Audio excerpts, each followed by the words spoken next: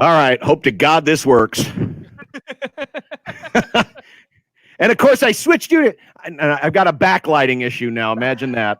I got a backlighting. I moved to my new area, here, and of course the backlighting isn't working. But we are now into the virtual One Beer Friday room, ladies and gentlemen. Let's welcome in on Stibbs TV, friend of the program, former contributor to the program when he was the practice reporter back in his days at KLIN. Ladies and gentlemen, Chris Whitney is joining us in virtual One Beer Friday. How you doing, Chris? Doing well. How's it going, fellas? Doing great. We're doing fantastic. And mentioning south of the border, good friend of the program, Expanic Ralph. Yes, you, Ralph. Can you hear us? Oh, no, Ralph's microphone's not working. His microphone is not working. He's got to figure out his microphone. Okay, you just muted yourself. Are you there? Oh, no. Oh, no. Well, that's not good. Once again, the Expanic guy ends up getting muted on this broadcast. I don't understand it. This is unfair. It's totally unfair. We'll let Ralph try to figure out. Tell you what, Ralph, we'll pull you out of the studio for just a moment. We'll let you work on your mic. You should still be able to hear us, even if I remove you from the stream. You should be able to hear us. You still hear us, Ralph? Give me a thumbs up if you can still hear us. Oh, Ralph is gone. Okay, he can still. Once you can hear the audio, see if you figure that out. But real quick, Chris Whitney, like I said, I'm gonna change this backlighting issue I've got. Chris, how are things doing? What have you been doing with yourself lately? It's been a long time since we've talked to you. Yeah, it's been a bit. For the Chamber of Commerce down in Lincoln and all of our organizations, we've actually been working at home since, I believe, March 20th, so coming up on 3 weeks now. But yeah, it's been different. Don't have to make the drive down to Lincoln every day. I know you certainly can probably attest to the benefit having to make that commute every day, although the other way. But yeah, no, it's been kind of different, and my wife and I haven't killed each other yet, so that's good. That is always good. That's always a big benefit. So before we even get any further than that, what are we all drinking today, Chris? Well, I think during these times it's important to go local. So I'm going to go with one out of Lincoln. It's Cosmic Eye. It's called Bridges in the Sky. It is a Brute IPA. So it's a little bit kind of a drier finish to it. I think this is one that they did for their 1 year anniversary last year. But yeah, it's kind of nice. Got a nice little sort of peach notes to it, and it's just a pretty dry but pretty smooth finish. Josh, what you got? Today I am going with Nugmo, which is an IPA from Toppling Goliath. So like kind of local, not 100% local, but this showed up in Nebraska. What do you say, Chris? Within the last couple of weeks, right? I think is when it showed up at the grocery stores. Yeah, I think so. I saw it there the last time I was in looking for beer. So yeah, it's pretty recent. Yeah, it's good. It's really tasty. Here, I'll show you. Nice hazy. Very good. Speaking of hazy, I'm going with Deschutes, the Deschutes Fresh Haze IPA, Nice. which Deschutes has been my favorite IPA, the fresh squeezed, but the Fresh Haze is one that I just picked up here a couple of weeks ago here in town, and I need to turn that sucker on and crack it open. Let's see if we've got Hispanic Ralph with us. Ralph, can you hear us? You can hear us okay. Can you talk to us? Oh, man. Something must be going on with his computer. Yeah, there's something wrong with the microphone. I can mute his mic. There, I unmuted it. Nothing there. We're literally in a Zoom meeting at somebody's office right now. This is like an NRG meeting without the feedback. Yeah, right. But weirdly, normally it's try to get people muted, and today we're trying to unmute somebody. Ralph, I think you can join us in the private conversation if you want to chat with Stibbs. There's a private conversation bar over to the right, and I'll put you back into the stream. Ralph's going to show us what he's got. He's got a fairy nectar. Nice. There you go. Good choice. One of our favorites. Drink up, Ralph. Gosh, we're sorry that we couldn't get this audio thing worked out. He's going to try to slam this sucker now. If you want, we'll take you out of the stream here for a moment, Ralph. If you want to chat with Stibbs over in the comment section, and maybe we can get this figured out. By the way, you can join us, and we can see your comments as well here on the Stibbs TV.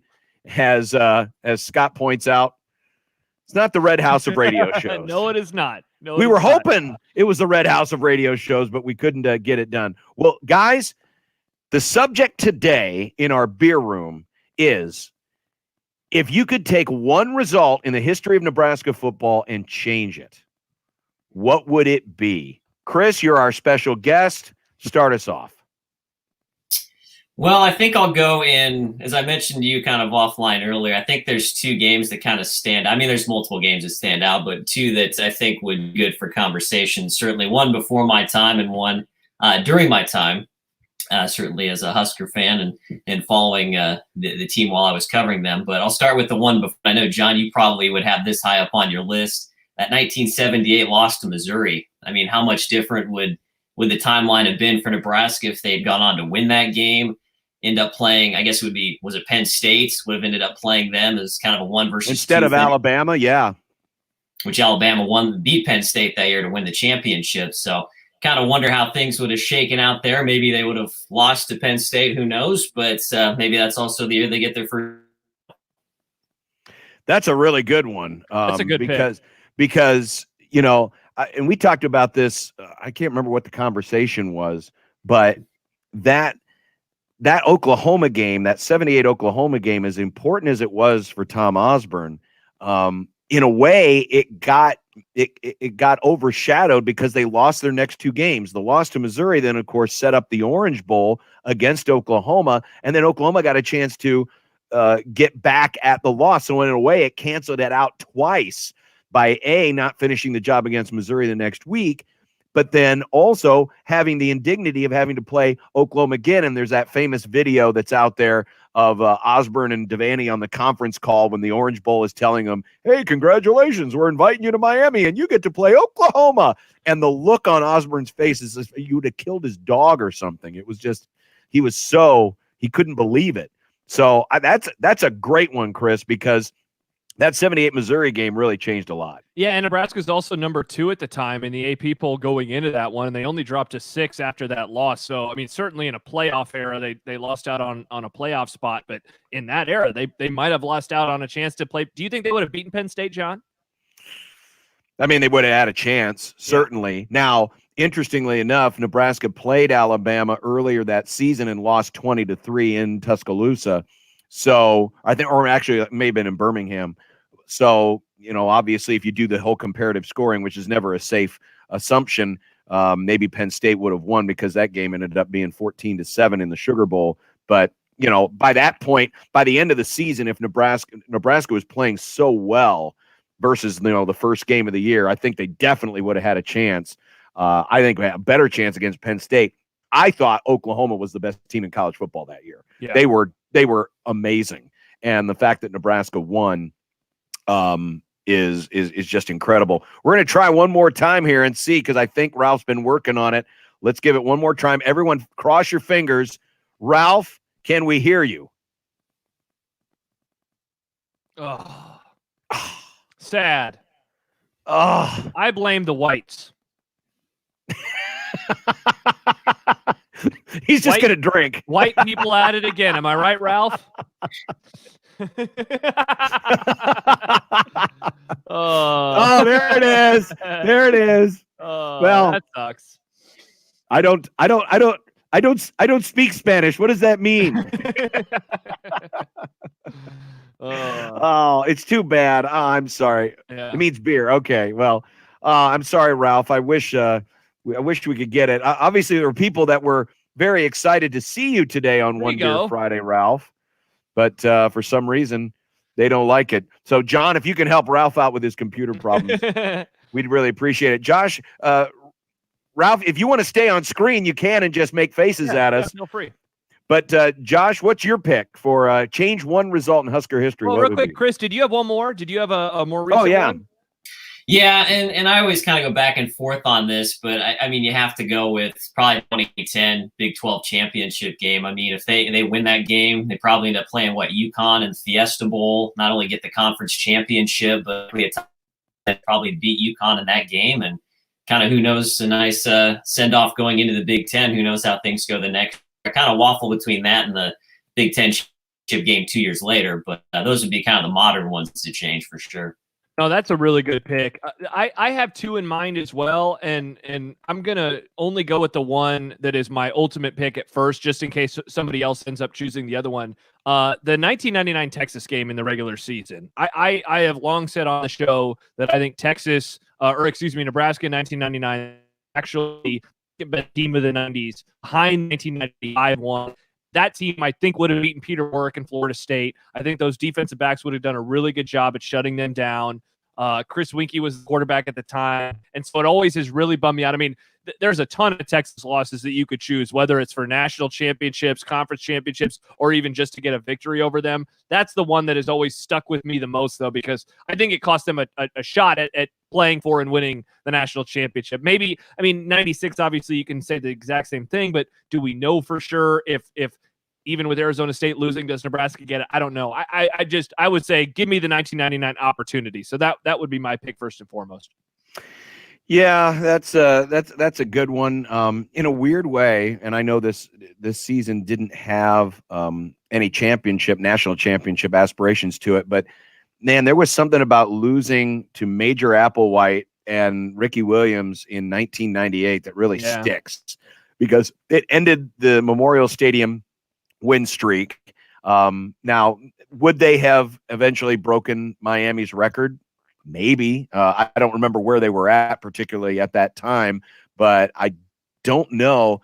After that Texas loss, when the next home loss wouldn't have been until Texas in 2002. Texas in 2002. So, maybe Nebraska has the all-time home streak win record, or at least it's closer to it. And that's more superficial than anything else. 1982 Penn State, we talked about it yesterday. That one, bugs me for every single reason under the sun. And I still think that 1982 team was better than the 1983 team. I know the 83 team scored a bazillion points, and but it was the same offense. And the better defense. And the defense was better. Dave Remington was still on the team. And I thought that team was really rounding into form as that season went longer. And if they would have beaten Penn State in 1982, what the matchup would have been in the Orange Bowl, if they would have still been against LSU, maybe, who knows.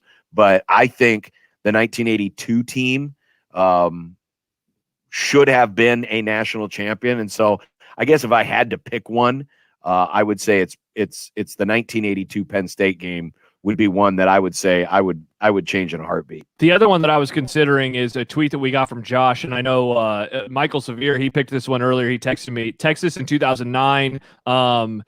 This one's fun for a few different reasons. Of course, one, Nebraska wins the conference, which is very vital.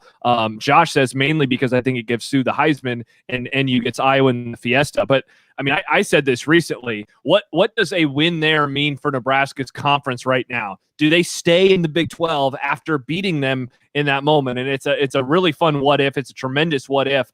I think you can make the argument that is the most important game Nebraska has played in at any point over the last, 15 years. You could say since Oklahoma in 2001, that is the most important game Nebraska has played in that time frame. Well, I think if you look, it's just littered with games like that. I mean, Nebraska's near misses over the years. Obviously, the 84, Orange Bowl against Miami. They played Clemson for the national title a couple of seasons before that, even going back into the 60s and some of Devaney's first years where they had Alabama and lost. Maybe they win a national title that year. I mean, how does that change the trajectory of the program? So I think that's not certainly unique to Nebraska, but it's just maybe unique in the fact that you can honestly point to like 5-10 games just right off the bat, one after the other. Hey, if this happens, maybe this greatly changes things or affects things down the road. I thought it was interesting that Tom Osborne, when he was asked the same question. And you would think that the most natural one is the 84 Orange Bowl. That would be the result that he would change. But when Tom Chattel asked him the same question, the two games that came to his mind was 82 Penn State and then the 94 Orange Bowl against Florida State. He did not pick the 84 Orange Bowl, which I thought was a little interesting because that one obviously directly would have been a national championship. Theoretically, you could make the argument that even if Nebraska wins the 82 Penn State game, maybe the butterfly effect happens and, Nebraska loses another game down the road or something. Who knows? Obviously, 94 Florida State. I thought his reasons for 94 Florida State were pretty good because that was a game where, Nebraska played so well and was such a big underdog that it would have made a huge splash had Nebraska won. And in many ways, that game was the thing that gave Nebraska a springboard to respectability. Because before that time, you got to remember, if you go back to that year, Nebraska was undefeated, and it was almost as if people were reluctantly putting them near the top of the polls, that they were reluctantly making them number one or number two because they had seen this game before, because Nebraska had played Miami and Florida State a number of times since that 84 Orange Bowl, and every time they were totally outclassed by the athletes and by the speed of those Florida teams. And so when you get to 1993 season, Jack Mitchell, 1994 Orange Bowl, that, it was a foregone conclusion. Nebraska's a 17-point underdog. They're not that good of a team. And then for Nebraska to go out and just and play Florida State as even as you possibly can, and then have that game, taken away at the very last minute and still having a chance to win at the very end. I understand why he goes with that one, but very interesting. He didn't pick 84.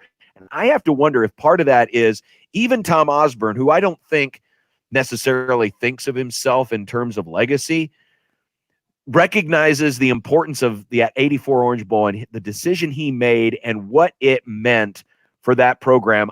Almost losing that game almost brought more notoriety to the program than winning it. Totally. In a weird way. Yeah, and remember a few years ago when there was that documentary done on ESPN and our friend John Frankel from HBO's Real Sports, we ended up having a long discussion about it, and I still wonder if in the end it is better for Tom not only to go for it, of course, but I really think that in the end, because he got the titles in the 90s, it's good for him to not have won it in 84, if that makes sense. It's very weird, but I think you can kind of talk it out and explain it. And that win that loss, ended up being a win for him legacy-wise. Do we have Ralph? Can you hear me now? Oh, we got him! He's sideways, but we got him. He's regular for me. me. How you doing, Ralph? Now he's upside down. How you doing, Ralph? Any better? How you guys doing? We're doing fantastic. We got the audio to work. This is great. We appreciate you coming on. Thanks, Ralph. I found a burner phone, so that's probably why I'm sideways.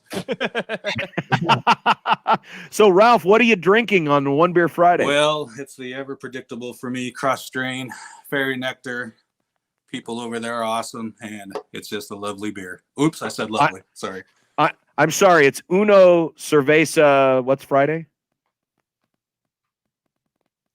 Oh, he froze up. Oh, my gosh.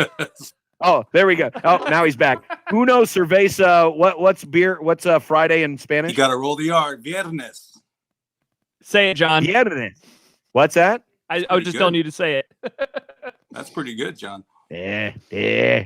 So, Ralph, we've been talking about which game in Husker history would you reverse the result? Yep. What pick do you have? I've heard you guys, and all those are great championship seasons, a lot of winning teams on there. And as a fan, I've just been bludgeoned lately, as everybody else has, with the losing seasons. And the one game that I see was that really, I think, set up a divide that has been hard to overcome was Mike Riley's first game against BYU. That's a good one. And it's going to be like, yeah, he's the forgotten dude, all that stuff. But everybody was already looking for a half a reason to pile on him. He couldn't do it. He's from a small school. He's too old. He's too nice. He's the 180 version of Bo Pelini. So, and looking through their schedule that year, I mean, they lost that game, obviously, by 5.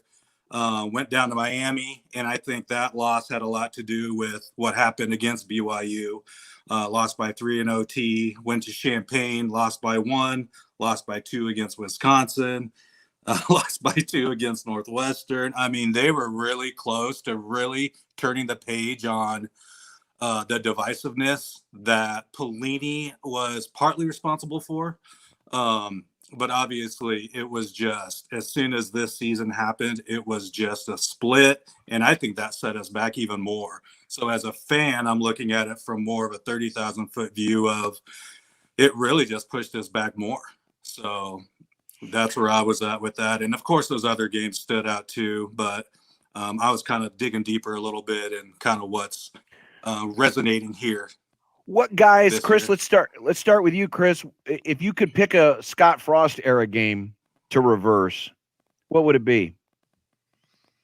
I think you got to go to the Colorado game from this past year. I mean, there was just so much put into that game. Obviously, the very first game in 2018, when his first game there, things look good, and then they can't hold the lead in the second half and end up losing it late. But I think the trajectory maybe for the 2019 season, it's probably been said a million times, but I think that probably changes just a little bit. It's enough to get Nebraska at least to a bowl game if they kind of serve the rest of the way in 6, maybe game 2.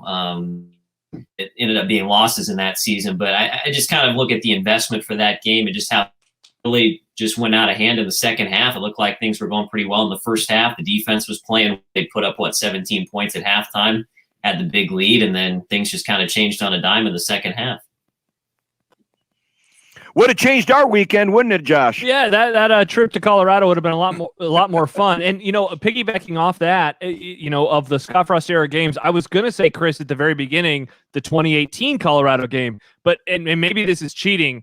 I would just say play the Akron game, because I think that they beat Akron, and like just so much changes out of that. The Colorado game is not the first game of the season. Maybe everyone's a little bit more comfortable, and certainly you don't ever have the weight of an 0-1 start to the season. Now, I mean, the argument against that is, hey, Josh, they've lost to a lot of bad teams over the last 2 years, so maybe they lose to Akron as well, but I don't think they do. And weirdly, I think that could have changed things, a whole lot. Is it too easy, though, to just say, should we say Iowa? Because if they beat Iowa a year ago, they go to a bowl game, and then all of this, 0-2 in bowl games, we don't even have to have that conversation. What about you, Ralph? If you had to change a Scott Frost era?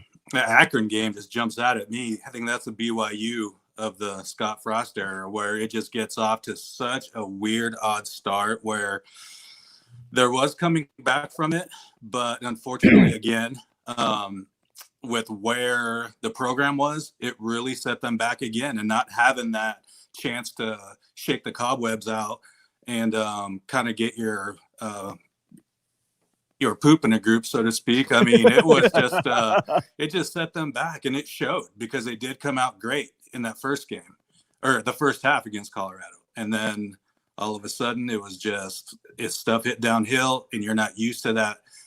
The adjustments, all that stuff in the first game could have really, really, really helped them in that.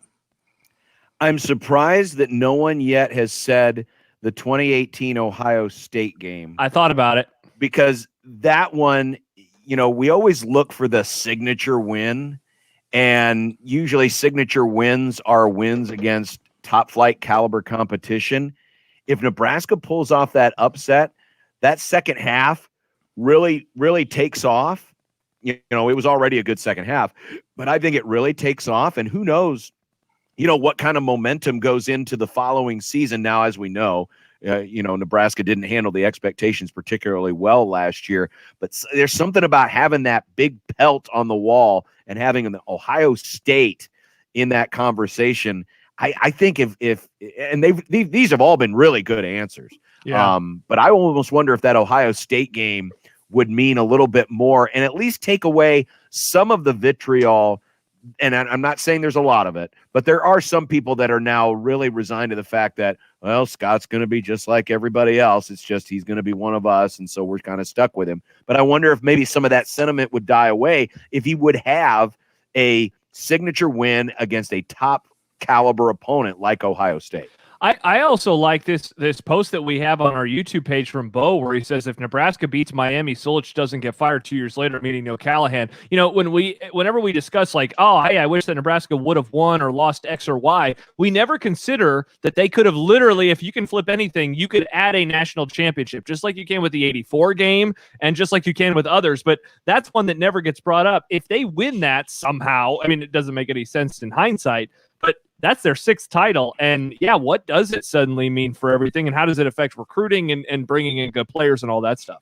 Well, even by the way, yeah, go ahead, Chris. I was just going to say, even in that vein, even if it's not the Miami game, if they beat Colorado and then end up playing Miami and lose to what's regarded as one of the best teams of all time, I mean, does that maybe buy some more time as well? I think either one of those 2 games, I think if the results are Nebraska wins, could be a very different, at least near future there.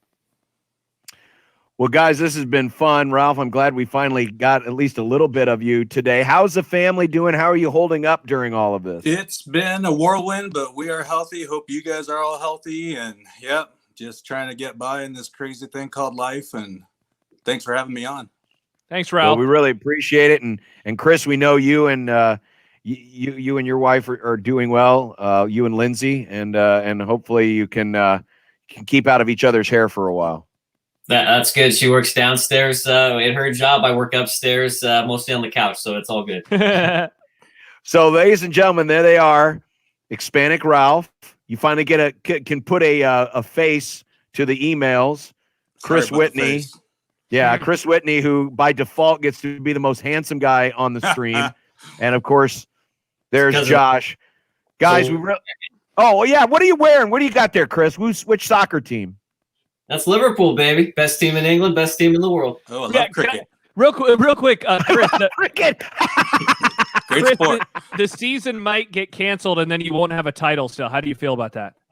Yeah, I mean, I would cry. It'd be pretty awful, but obviously the health and safety, that's what comes first, you know. So if it doesn't happen, it'll happen sometime. I mean, the season was plenty fun while it was lasting before that, and sports, they'll come back at some point. So yes, it will. Yeah, you know what, Ralph? You and me, big NASCAR guys. I mean, we don't care about this stuff. I like the vroom vroom. Ladies and gentlemen, Expanic Ralph, Chris Whitney. Guys, thanks a lot for being on today. We really appreciate it. Thanks. Thank you. Thanks, Carl. Take care. There, guys. You bet. There they go. Expanic Ralph and Chris Whitney joining us here. And all right. Well, after we got through all the audio things, I think we did okay. Idea for next week, we test before we do. Not a bad idea, John. Not a bad idea at all. Yeah. All right. So we went a little long there, but we'll be back, and we've still got predictions to come, and we've got what you say to come. So Stibbs will get us back on track, and we will be back with more on Sportsmanlike Conduct on 1620 The Zone. Thanks for joining us on Stibbs TV. Stibbs, do we want to try